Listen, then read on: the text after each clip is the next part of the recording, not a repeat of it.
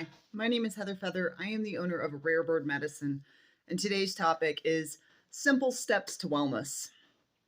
One of the first things I received from my mentor and teacher, Charles Lightwalker, is like, he was elucidating this point that it's like I want to just jump from the bottom of the mountain to the top. Let me just jump up there. Being a bird lady, I should be able to fly up there, right? Like, why is this taking so long? And so much of my learning, and one of the things he was offering very early on in my learning from him, was it is small, simple steps that lead us to the top of the mountain. And we tend to want to be well far ahead of where we are. And it's that disparity between where we are and where we want to be that causes us to feel a sense of urgency to arrive at the destination. But the challenge of that is that those are totally different frequencies. Eating completely unhealthy and never exercising and living a life of physical fitness and vibrancy and energy in which you're eating whole foods and exercising regularly, those are really far apart. Those are very distant things. Now, we don't have to judge it. We don't have to say one is good and one is bad. It's like, we're not the flesh costume anyhow. You're going to drop this sack in the end. This is your future death costume. So we have a lot of obsession with the body in this realm. It's ultimately not the most important thing at the helm. The content of what's going on inside of the flesh costume, I would say, is way more precious. Are you shaking more love in the web? Good. Who cares what your body looks like? Good. Huge medicine. Big difference maker. So, but irrespective of that, I'm not trying to judge choices of focus. I'm just trying to elucidate the point that a lot of us, our focus and our intent and our attention is on this unfulfilled desire regarding the physical world, the physical realm, our physical bodies, our physical relationships. I've done a lot of that. I'm a very sexual person, and it's very frustrating to be single. I don't like it. I enjoy having a sexual relationship, but I'm also deeply monogamous, and I don't want to be with just any old fool. You know what I mean? I would rather be alone than spend my time having my sexual needs fulfilled with someone that is going to ask me to not love myself to be with them. That's not a contract I'm willing to fulfill. So I can also have focus and form or wanting things to be of a certain form. And there can be a huge disparity. Good Lord knows when it comes to romantic relationship. I've been at the base of that mountain for a long time, just going in circles. Bless it. What I can say is, because I seem to be talking about form right now instead of content. If you, I don't experience a lot of two-leggeds being like, I really want to garner the content of unconditional love. Now, my best friend does that. She and I both talk about that a lot. I want to garner the content of compassion, or I want to garner the content of patience or forgiveness. I want to be better at forgiving those that I judge, because if they knew better, they'd do better, and hurt people. So that would be being more content than form-based. Not worrying about the way things look out here, but being more concerned with the quality of content that exists in here. Whatever your aim is, whether it be form or content, it is usually small, simple steps that causes one to ultimately arrive at the temple at the top of the mountain. And what a journey. And so for me, one of the things that I do is I like to make a list. My desires are vast.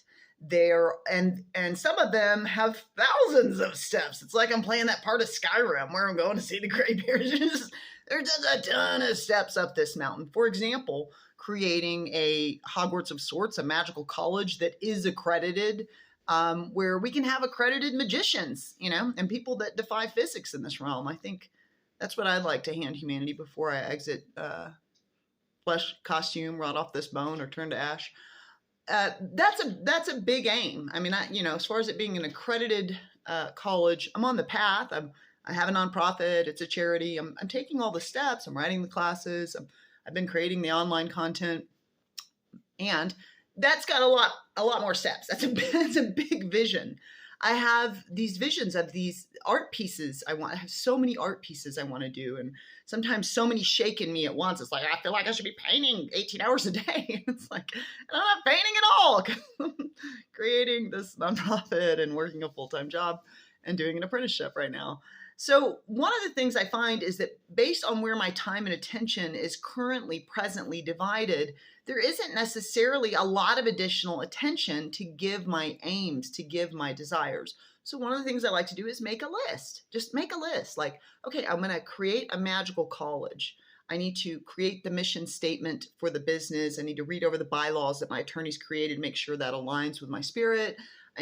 So all of the things involved with that. Part of it is I need to make a Spiderwick Chronicles-like book, a book of fae and fae-kin and magical entities and the different realms and who you might visit in lower world, upper world, middle world. I need to create the textbooks for the college. I need to create online classes for African shamanism, for, Egyptian shamanism, Mayan shamanism, Amazonian shamanism, Celtic shamanism. I need to create these individual classes that people can take online. And then I need to take that online material so that if we ever have another pandemic, I can move the college to online and have that preset and made, but also have it be an in class, because my ultimate aim is brick and mortar. I want a community of people to come together and communicate about these topics that seem to have been hidden for a long time that it's time to flush up. So that in and of itself might be its own list. But then also there are other aims like painting paintings. I'm working on Mahatma Gandhi. I'm trying to finish that one. I want to do Krishnamurti next. I have many Indian gurus that have been my teachers, and working at the Ayurvedic Institute has my attention. So I want to do a row of them.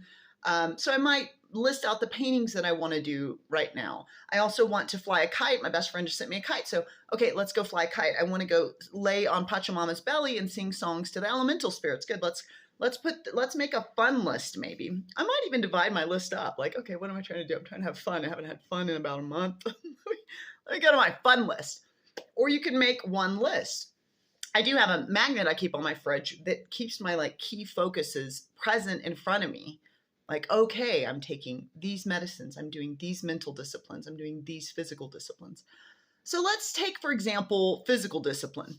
Many two-leggeds throughout the annals of my time in this space-time delusion, in this flesh costume called pretending to be Heather Mackey when everything's actually one, many have pointed to wanting something different for their physical selves, their physical bodies. Okay, well, if you are drinking Coca-Cola, eating fast food all the time, never exercising, I have no judgment of that. That's literally sold for breakfast, lunch, and dinner down here so that you'll get addicted to pharmaceutical medication later, the multi-billion-dollar industry, due to the diabetes that those foods will give you. I see the system that's in play. I don't have any judgment of that. It's very addicting and very highly offered. I wouldn't recommend P90X, work out 3 times a day, get the pump, and then also eat just organic vegetables. No, that's not where you are, and that's not a match. And that shift doesn't make any sense. It's too much discipline, too much demand, where the demand has been in a different direction and the discipline has been in a different direction, which is kind of like having your consciousness infiltrated with marketing and all these other things. What I would recommend a person that's doing that is okay, well, could you switch, instead of drinking soda, still go to your fast food places, but instead of getting Coca-Cola or Pepsi, would you be willing to drink sweet tea? And maybe after drinking sweet tea for a month, would you switch to unsweet tea? You know what I mean? Could you kind of wean yourself off the carbonation, then wean yourself off the sugar? This is one of the things that I have literally, it's making me salivate. Pardon me. To think of this unsweet tea. But that's what happens is you start to hunger for the new paradigm. So I used to, ages ago when I was a teenager, I'd absolutely drink tons of soda. And I had a friend that had that modulation. So I just switched to sweet tea because I was a Texan. And then eventually I did want to get off the sugar because I'm a hummingbird and I could have sugar all day, every day. So then I switched to unsweet tea. If you're eating fast food all the time, fine, that's great. Can you choose a day in which instead of subtracting fast food from your life, you add in sweet potatoes? Or like if you have a major sweet tooth and you have ice cream every night, instead of having ice cream on Friday night, I'm going to do a sweet potato with ghee, which is a butter that's more easily digested. I'm going to put some pecans and some brown sugar on that. If you haven't had that sweet treat, it is delicious, and it's also nutrient dense because sweet potatoes come from our sacred mother's belly and is a nutrient dense thing. And you can support the grass-fed industry by getting grass-fed ghee, which then supports environmental health. You actually are affecting what happens to the earth with your dollar. So this is one of the ways you can be a steward of the earth, you can be a steward of your belly, you can be a steward of your nutrients without having to change your entire paradigm. And can you make different choices, a little bit different choices? You can go get a burger. Let's say you eat burgers. Okay, you can go get a burger. But if you go to some of these places out there, McDonald's, Wendy's, Burger King, whatever that is, you might be eating like some type of, we've heard of pink slime. We've heard of what they do. We've heard of how they're not feeding us actual food. And that's okay. I'm not critiquing that or judging that. But can you choose like a grass-fed burger fast food joint? Like I'm going to, at least once a week, I eat burgers 3 times a week, at least once a week, I'm going to go to the grass-fed burger place, because when I eat a burger from that place, does it cost a couple dollars more? Sure. But when I eat a burger from there, I'm supporting soil health, which supports pulling carbon monoxide out of the air, which causes my dollar to make a difference to my beloved mother's belly, which is feeding me and giving me a place to stand. And it is better for my body. It is actually better for my body to not eat meat that is full of lactic acid from a stressed animal. So I might be able to absorb more of the nutrients in that. So I would never advocate that we jump, like Heather's been trying to do, from the base of the mountain to the top, but to take small, simple steps. One of the things I did this past summer is I joined a fitness program. You can go to kamifayz.com, kamifayz.com. Camila Nochka, my friend, has an amazing fitness program, and she's an amazing coach, and she'll coach you on things like your sleep pattern, your mental health, in addition to your calorie content, your exercises. And she's very knowledgeable and very supportive. But I opted into her program for several months. And one of the things we did is we downloaded the MyFitnessPal app, and we started counting calories. And I learned Heather eats like 500 calories every night right before she goes to bed. I was like, snack. So what I've learned is to start putting myself to bed earlier, start drinking a sleepy time tea or something that causes me to want to quell the mind to go to bed, to choose lower calorie snacks like a popcorn. I actually make my own popcorn in ghee. And so I might you can eat 3.5 cups of popcorn if it's the right kind, and it's 130 calories. Where other snacks we might have, a Ben & Jerry's, can be over 1,000 calories for a little pint of ice cream.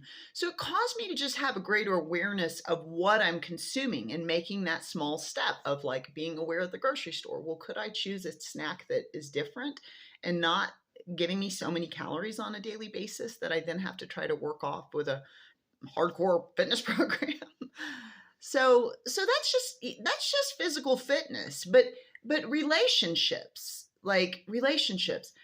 if your cup of water is not full with your own self-love, with your own self-devotion, they've said this forever, and I used to be like, whatever, I've loved people deeply. And it's true, I'm a total lover.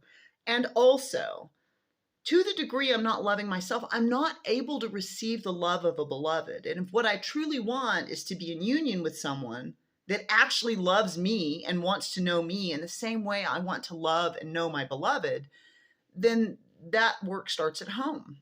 So if you're wanting union, and if you feel as if you've been alone, can you start taking steps to making it normative to be very loving and very kind in the way that you speak to you? What steps can you take today? What small pivots can you make towards your wellness?